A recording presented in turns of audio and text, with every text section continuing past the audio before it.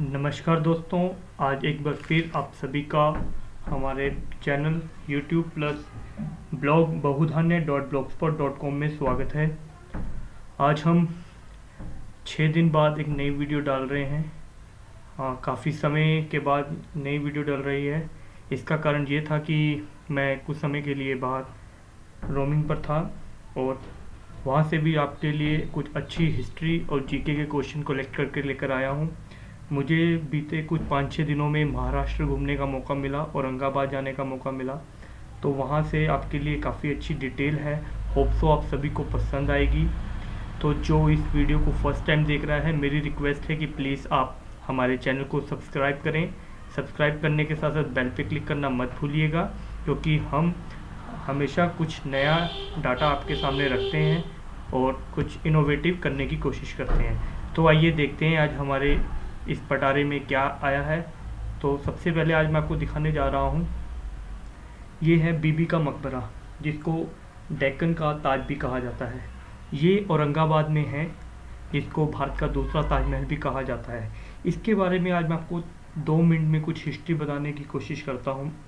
तो जो ये ताज है, दक्षिण का ताज, जिसको या बीबी का मकबरा कहते हैं, ये जो 6 मुग़ल बादशाह थे औरंगजेब, उनके सबसे बड़े बेटे आजम शाह ने 1651 में अपनी माँ रबिया उद दुरानी या फिर दिलराज बानो बेगम की याद में बीबी के मकबरे की स्थापना करवाई थी।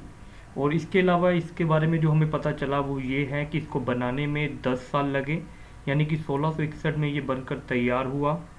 और इसके अलावा जो औरंगजेब के पिताजी थे, वो आप सभी को पता है, शाहजहाँ ने अपनी वाइफ के लिए ताजमहल बनवाया था। और वैसा ही ताजमहल की तरह ही आजम शाह यानी औरंगजेब के बेटा ने अपनी माँ की याद के लिए बनाने की कोशिश की, परंतु इसको बनाने में और इसमें लगे खर्च में ज़मीन आसमान का फ़र्क है ताजमहल और बीबी के मकबरे के बीच में।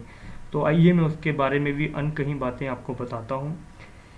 जो बीबी का मकबरा है, इसको बनने में कुल 7 लाख रुपया खर्च आया था। और वो खर्च जो आजम शाह था, औरंगजेब का सबसे बड़ा बेटा, उसने अपनी माँ के गहनों को बेचकर बनाया था। इसके जो ये ताजमहल जैसा दिख रहा है आपको, बीबी का मकबरा, ये संगमरमर से नहीं बना हुआ है।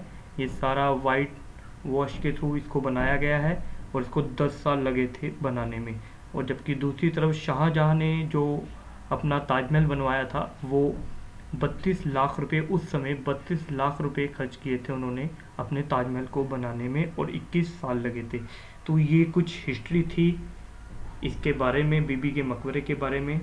तो जो मेरा दूसरा पॉइंट रहा घूमने के लिए, मैं वो आपके सामने रखने जा रहा हूँ। हाँ जी, एलोरा केव्स, ये बहुत ही खूबसूरत और बहुत ही हिस्टोरिकल जगह है और यूनेस्को विश्व धरोहर में भी इसको दर्ज किया गया है। इसके बीच में आपको जैन की गुफाएं, बौद्ध की गुफाएं, हिंदू धर्म की गुफाएं देखने को मिलती हैं। जब हम वहां जाते हैं तो हमें इसके बारे में, हिस्ट्री के बारे में और डीपली पता चलता है। उन्हीं चीज़ों को मैं 2 या 1 मिनट में कवर करने की कोशिश करता हूँ। जो ये गुफाएं हैं, ये जो हिंदू और बौद्ध की गुफाएं हैं, वो राष्ट्रकूट के काल में बनी थी। वहाँ ऐसे जो वहाँ के टूरिस्ट गाइड्स होते हैं, वो हमें इसके बारे में सारा बताते हैं, ठीक है। और जो जैन धर्म की गुफाएं थी, वो देवगिरी, चालुक्य और यादवों के शासकों के समय में बनी थी, ऐसा है। तो जो सबसे पहले गुफाएं बनी हैं वहाँ पर, वो बनी हैं बौद्ध की गुफाएं, यानी 5वीं BC के आसपास सबसे पहले बौद्ध की गुफाएं वहाँ पर बनी थी। उसके बाद हिंदुओं की और उसके बाद जैन धर्म की। तो आइए इसके अलावा और भी कुछ दिखाता हूँ मैं आपको। जो वहाँ का सबसे अच्छा पॉइंट है, सेंट्रल पिलर, वो ये है कैलाशनाथ मंदिर। इसको एक ही पहाड़ को काट कर बनाया गया है। और आप जब इसको देखेंगे तो आपको विश्वास नहीं होगा कि ये इंसानों द्वारा इस चीज़ को बनाया गया है। इसको बनाने में जो वहाँ की इतिहास बताता है कि इसको बनाने में 100 साल से भी ज़्यादा समय लगा था, इस पूरे कैलाशनाथ टेम्पल को बनाने में। और ये गुफा नंबर 16 है जहाँ पे ये आपको देखने को मिलेगा। मैं थोड़ा सा ओवरव्यू दे देता हूँ आपको कि बौद्ध गुफाएं कहाँ से लेके कहाँ तक है। यहाँ पे ओवरऑल 34 गुफाएं हैं, जिसमें 1 से 12 तक बौद्ध की गुफाएं हैं, 13 से 29 तक हिंदू की गुफाएं हैं और नेक्स्ट 30 से 34 जैन गुफाएं हैं। ठीक है, तो आपको अगर मौका मिले तो आप इनको देखकर जरूर आएँ। अगला पॉइंट दिखाता हूँ मैं आपको, ये है त्र्यंबकेश्वर टेम्पल, जो आदि शंकराचार्य जी ने 12 ज्योतिर्लिंग रखे थे पूरे ऑल ओवर इंडिया में, उसमें से ये एक है। और इसकी जो कलाकृति है, आपको पिक्चर में इतना क्लियर व्यू नहीं दिखाई दे रहा, पर जब आप इसको देखेंगे तो आप देखते रह जाएंगे कि इतनी अच्छी इसमें एशियन टाइम की इतनी बारीक नक्काशी की गई है। और आप इसको, ये देखने वाली जगह है, मैं आपको पर्सनली रेकमेंड करूँगा।